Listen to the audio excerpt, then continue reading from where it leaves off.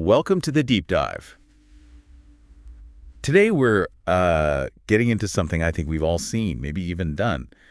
Hiding behind the joke when it's not really a joke. Mm-hmm. Now, we know you want to get straight to the heart of things, get the real insight without all the fluff.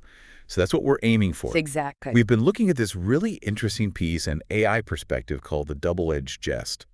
Hiding seriousness behind humor. Right, and it provides a fascinating lens, doesn't it? It really does.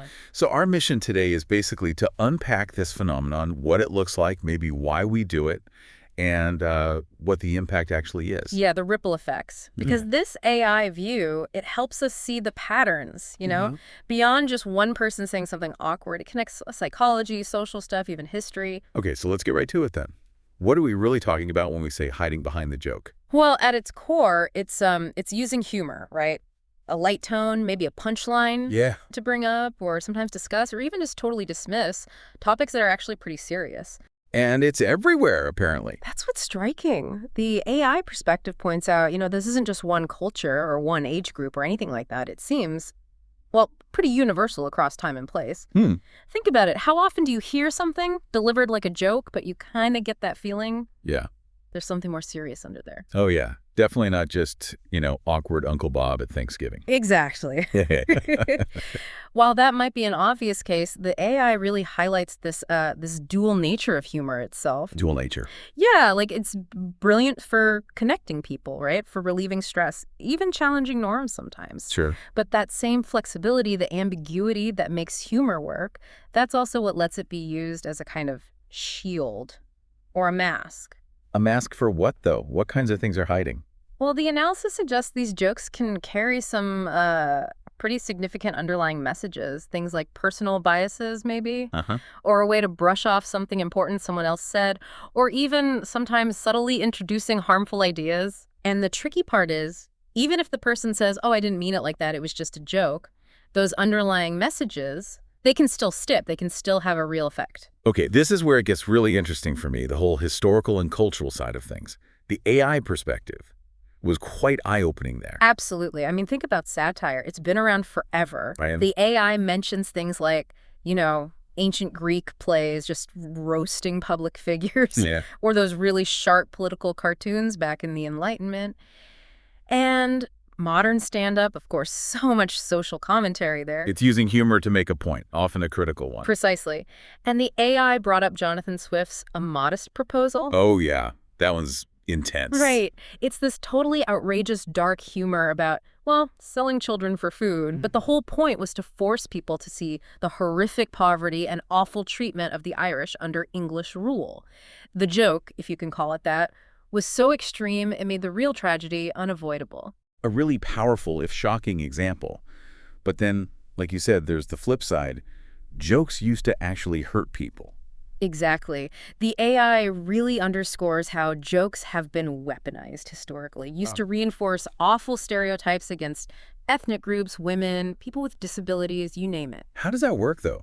Just telling a joke? Well, the humor often taps into prejudices that are already there in society, And when people laugh together at something like that, it can almost feel like agreeing with it, like endorsing that harmful view, even if people aren't consciously thinking, yes, I agree with this stereotype. It sort of normalizes it. So it's not just the joke itself, but the social context, the laughing with it. That's a huge part of it, which brings us maybe to the why. Why do people do this? What's going on psychologically, sociologically? Yeah, lay it on me. What did the AI perspective say about that? Okay, so psychologically, the AI suggests it's often a kind of defense mechanism. Okay. Someone might use a joke to say something difficult, maybe an uncomfortable truth or an opinion they think might get pushed back. Without facing the heat directly. Exactly. If someone calls them out, they have that instant out, whoa, relax, it was just a joke. It's a way to, test the waters, maybe. Or just vent something they feel vulnerable saying straight, sort of managing social risk. Like floating a trial balloon, but with a punchline attached?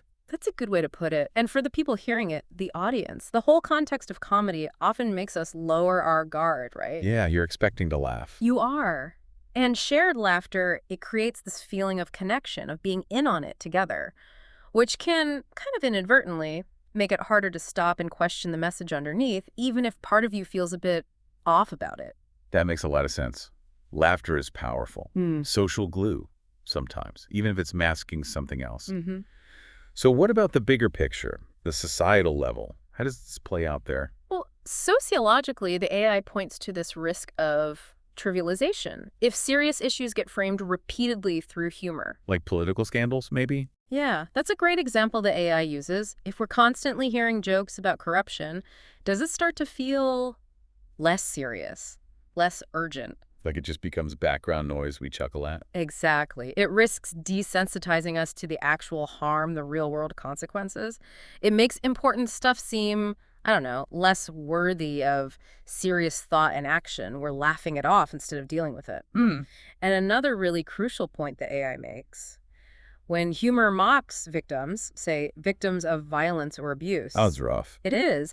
And it can contribute to this wider culture of victim blaming. It subtly shifts focus away from the perpetrator, minimizes the victim's experience. It's pretty damaging. This really does touch on some sensitive ground. How does this all filter down into our actual lives? You mentioned different dimensions earlier. Yeah, the AI breaks it down quite well. Yeah. Think about our own mindset, our beliefs, even seemingly harmless jokes. If they play on stereotypes, they can subtly reinforce those negative ideas we might already hold or that are just floating around in the culture. Without us even realizing it sometimes. Right. And over time, that repeated exposure can actually shape our attitudes, maybe even nudge us towards discriminatory behavior, even subconsciously. Now, the AI does contrast this with good satire. Right, you mentioned Swift. Exactly. Good satire can do the opposite. It can challenge our assumptions, make us rethink those biases. So that's a key difference. Reinforcing biases versus challenging them. Critical distinction. What about like our personal relationships? Friends, family, partners. Oh, this hiding behind the joke thing can be super damaging there. It really erodes trust. How so? Well, imagine if you consistently make light of a friend's real problems, or you dismiss your partner's feelings with, oh, I was just kidding, how are they going to feel? Yeah, invalidated, like you don't care. Precisely. They feel like their emotions aren't being taken seriously, and if that keeps happening, they'll likely stop sharing those things with you. It creates distance, resentment, it makes genuine, open communication really, really hard. I can absolutely see that. Creates barriers. And then there's the whole public reaction thing, how the world reacts to jokes, especially online. That gets messy. Doesn't it just, the AI definitely highlights that. It's this constant tension, right, between free speech and the fact that words, even jokes, can cause real harm. One person's hilarious is another person's deeply offensive. Exactly. And social media just pours gasoline on that fire. Everything gets amplified. Debates blow up instantly. Comedians get called out, sometimes fairly, sometimes maybe not. It's a minefield. The potential for misunderstanding just explodes online. Now, you mentioned the AI even gets into genetics and biology. How does that fit? Well, it's not like there's a specific gene for telling bad jokes, thankfully. Yeah, good. But our basic capacity for humor is rooted in biology. Our genetics might influence things like empathy, how we read social cues, all stuff that plays into how we make and get jokes, including the dodgy ones. Okay.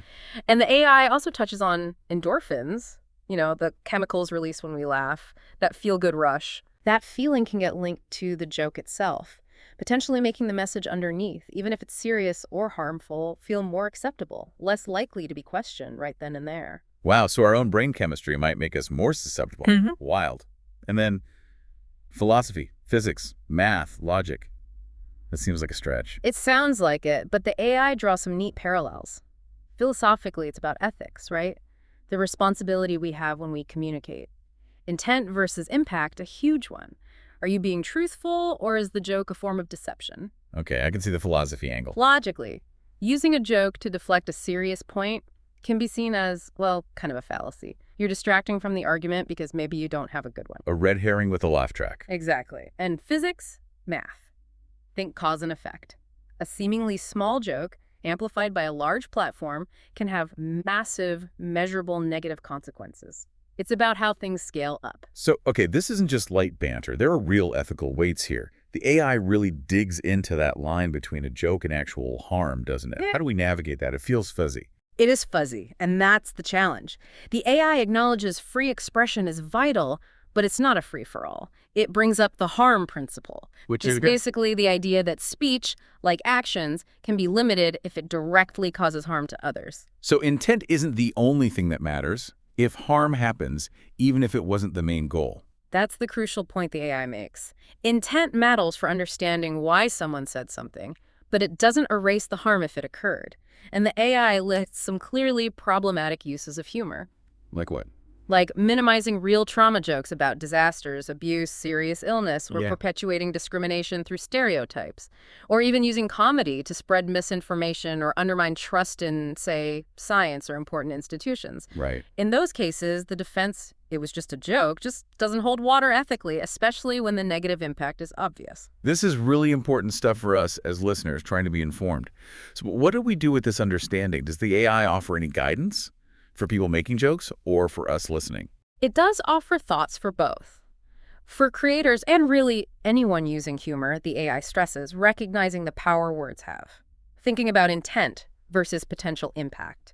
Considering that classic idea of punching up, critiquing power versus punching down at vulnerable groups. It talks about empathy, learning, being open to criticism. Instead of just immediately saying, it was a joke. Exactly. Distinguishing between valid critique of your joke and someone just trying to shut you down, but also recognizing when the critique is valid, understanding the difference between satirizing something and just making light of serious suffering. So a call for more thoughtful comedy, basically. What about for us, the audience?